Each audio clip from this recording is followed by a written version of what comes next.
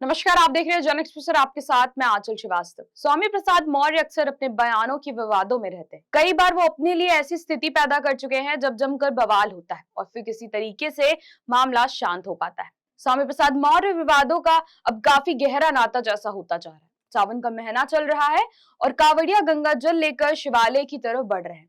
कई जगहों पर विवादों की खबर आई है। उन्हीं खबरों के आधार पर अब स्वामी प्रसाद मौर्य ने कांवड़ियों को लेकर एक ऐसा बयान दिया है जिससे काफी बवाल मचा हुआ है। आक्रोशित हिंदू संगठनों ने स्वामी प्रसाद मौर्य का घर तक घेर लिया है। स्वामी प्रसाद मौर्य की सुरक्षा तक खतरे में पड़ गई है और अनंत-फनन में पुलिस को मौके पर बुलाना पड़ा। जब पुलिस किसी तरीके से स्वामी प्रसाद मौर्य के आवास पर आई तो उसके बाद किसी तरीके से हंगामा शांत हो पाया। दरअसल कुछ दिनों पहले स्वामी प्रसाद मौर्य ने एक प्रेस कॉन्फ्रेंस की थी। पीसी में स्वामी प्रसाद मौर्य ने कांवड़ियों को लेकर एक विवादित बयान दे दिया था। स्वामी प्रसाद मौर्य ने कहा था कि ये कांवड़िया जिनके नाम पर जल लेने जाते हैं वो काफी भोला है। उसका नाम तो सिर्फ भोलेनाथ है, लेकिन ये कांवड़िया भोलेनाथ का नाम बदनाम कर रहे हैं। ये कांवड़िया नहीं है बल्कि सत्ता से संरक्षण प्राप्त गुंडे हैं। स्वामी प्रसाद मौर्य ने कहा था कि अगर इन कांवड़ियों का आराध्य इतना भोला है कि उसे भोले बाबा कहते हैं तो उनका भक्त इतना गुंडा, माफिया और हिंसक कैसे हो सकता है? कांवड़िया इतने अराजक कैसे हो सकते हैं?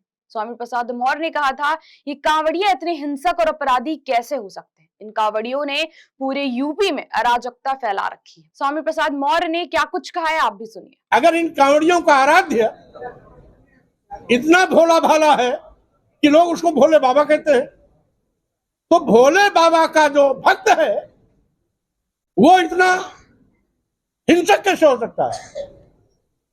वो इतना बड़ा अपराधी कैसे हो सकता है? वो इतना बड़ा अराजक तत्व कैसे हो सकता है? वो इतना बड़ा गुंडा, माफिया, अपराधी कैसे हो सकता है? इसलिए ये सत्ता संरक्षण में पलने वाले गुंडे, माफिया, अपराधी है जो कांवड़ियों के वेश में पूरे प्रदेश में अराजकता फैला रहे हैं, कानून की धज्जियां उड़ा रहे हैं। स्वामी प्रसाद मौर्य का बयान जैसे ही मीडिया में वायरल हुआ उसके बाद हिंदू संगठनों की तरफ से विरोध शुरू हो गया।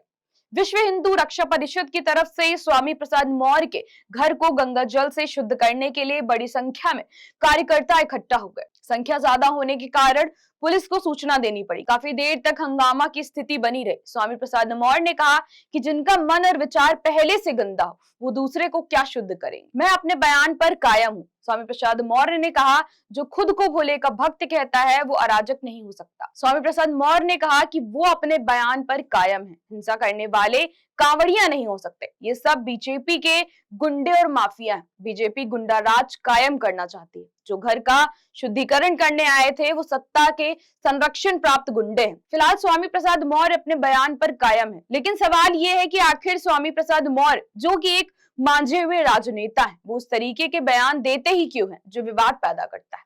वैसे ही देश और दुनिया की बड़ी खबरों पर नजर रखने के लिए आप जुड़े रहिए जन एक्सप्रेस के साथ। नमस्कार।